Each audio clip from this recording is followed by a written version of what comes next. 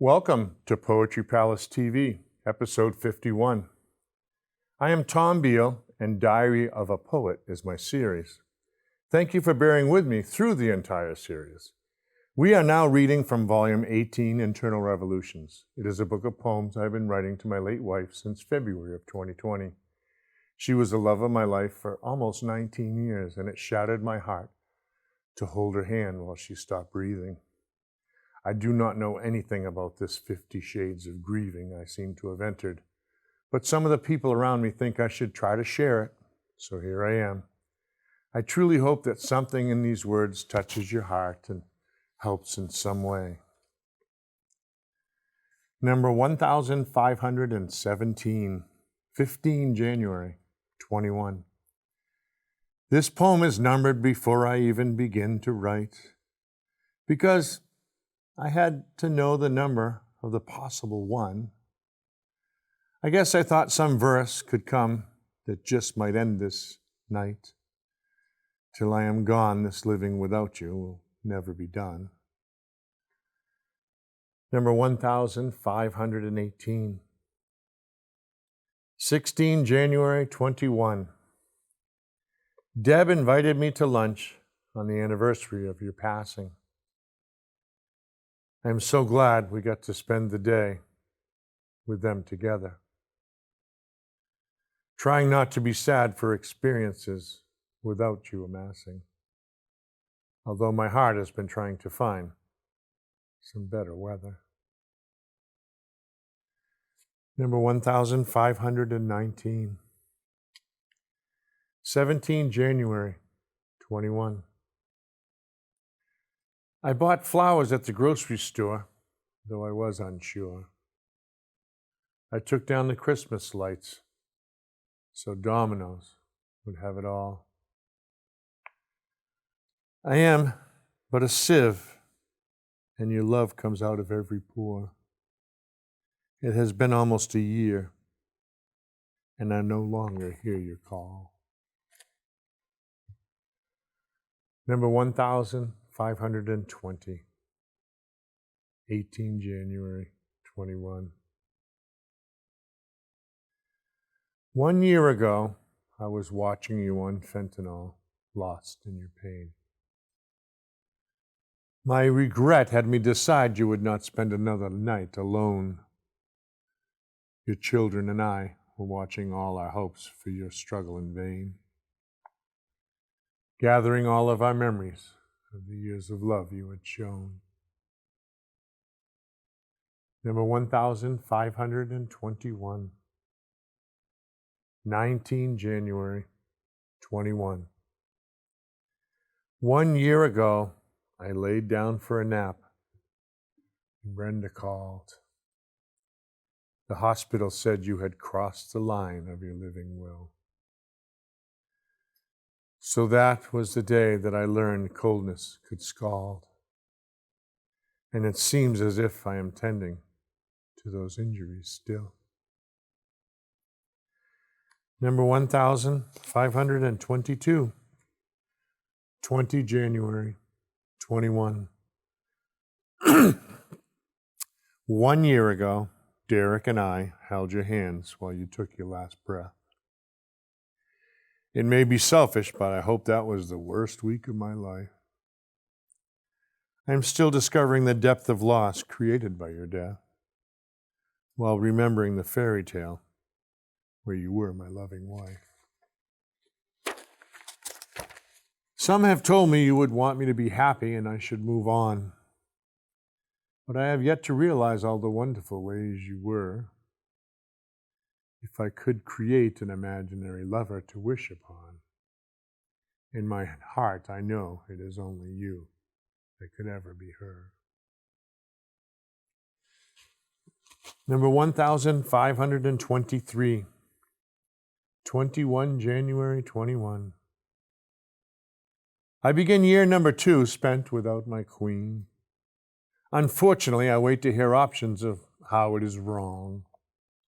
It seems I am just learning what the depths of love mean. It is not as if I am only here to sing my nightingale's song. As I define the cliche of once it is gone, the 2020 of my hindsight puts a whole new spin on the year. I find there is joy with no hope to rest upon, and the loan of me becomes a celebration instead of a tear. Number 1524. 22 January 21. I do not think this is the song that never ends, but I shall see. Guess the funny thing is that I am prepared to sing it until I die. The year is far too short to try to cherish all your time with me. I am only just beginning to remember it without tears to cry. Number 1525. 23 January 21. My wife passed over a year ago. May change my category. Was reading about mental healthy burnout crisis due to COVID-19 today. I know I am not the first widower in this purgatory. I am sure this pandemic has caused some to have far more than just tears to pay. But I am here where the Queen was the bright star of every day, where the reward was a kiss and a quick hug when all of the work had finally been done. And I alone know the trauma that this old heart has had to pay, just as I know I would gladly pay more now for that our love story has finished its run.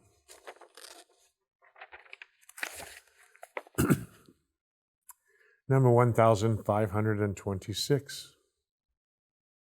24 January 21. It seems another year of this plague is rolling in, while the long cold of lonely winter settles around me. Sitting on a cold bench at Benson's is now a win, or maybe just a vacation from the ghosts that hound me.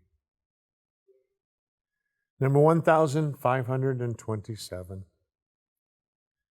25 January 21. So the unemployment saga drags on, and I accept the distraction for what it is. I still wait to the fact that you are gone. What to do still seems an unanswerable quiz. So I sit and play pogo just like you. I'm on book 6 of 27 for this year, discovering awe that was overdue and learning to remember us without a tear.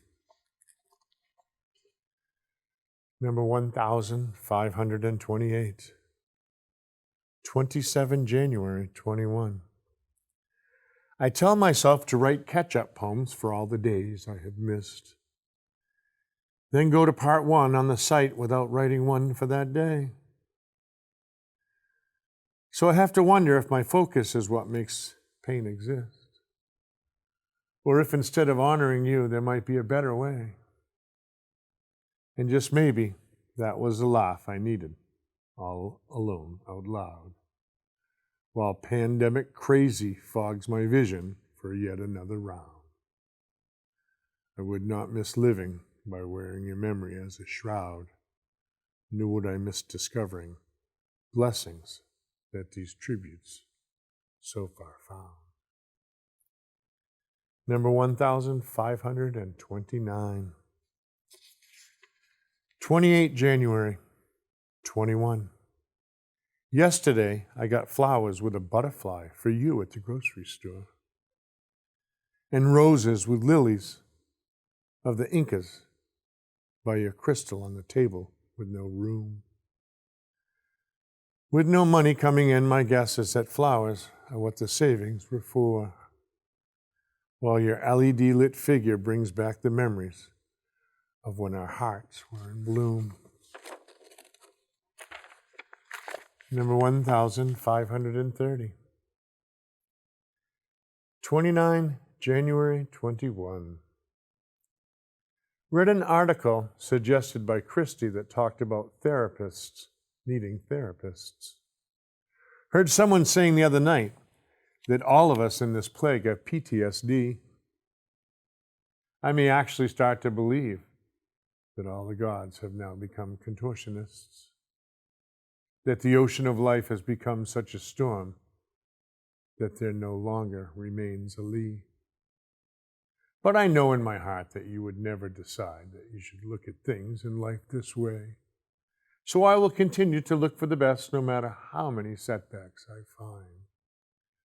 Rejoicing because your influence on me has reached across the great divide into today, and thus celebrating the awesome fact that your love is still one of the ties that bind. Number 1531. 30 January 21. In this Arctic cold of winter, it sure would be nice to reach for you. Guess deep down inside, I still cannot believe our time could come to an end. Eternal love is just something that our hearts were created to do. And I am left with all of these messages to you that I cannot send. Number 1532. 31 January 21. Some days I get up early just so I can nap in the recliner you got me. And there may be days that I nap just because it is just too sad to stay up alone. I cannot even begin to give credence to that which some people say ought to be. And when this is the time of year when we should be packing for our trip to Bayonne. Number 1533. 1 February 21. Big snowstorm coming and I really need milk. Funny thing is, I was there yesterday for bread. Later, under flannel, I will dream of silk, where the ghost of you glides down hallways in my mind. Number 1534. 2 February 21. It is white and windy and still some snow on the way. One of those days when sitting at your computer would be the plan. I will have to bundle up and go out there to play. But first we'll sit and think of you as such a fortunate man. Number 1535. 2 February 21. Number 2. It has been over a long pandemic year since our jarring goodbye. And I know you would not have chosen to leave in such a dramatic way. I am coming up on a month already since I last had to cry. And sometimes it seems when I pick up the pen, I have nothing left to say. Of course, I know the chance of that happening is truly slim to none. When it is my turn to leave, I will hope to see you on the other side. But maybe for this coming year, I'll just try to think of our fun. Polish the bike on Sundays, pretending to take you for another ride. Number 1536, 3 February 21. It took me 2 days to get the shoveling done on this storm. Maybe because there was no place I really wanted to go. Partially due to distribution for banking to keep warm. The plus being the exercise and carrying all the snow. Dreamt I drove my pickup into a river during my nap. It left me wondering if my heart did not like last night's poem. It is funny how I used to think that all of that was crap. Today I realize the invisible makes most of my home. Thank you very much for joining me for this episode of Poetry Palace TV. I hope there was something that caught your ear. Feel free to check out the website, and we will see you again. Bye-bye.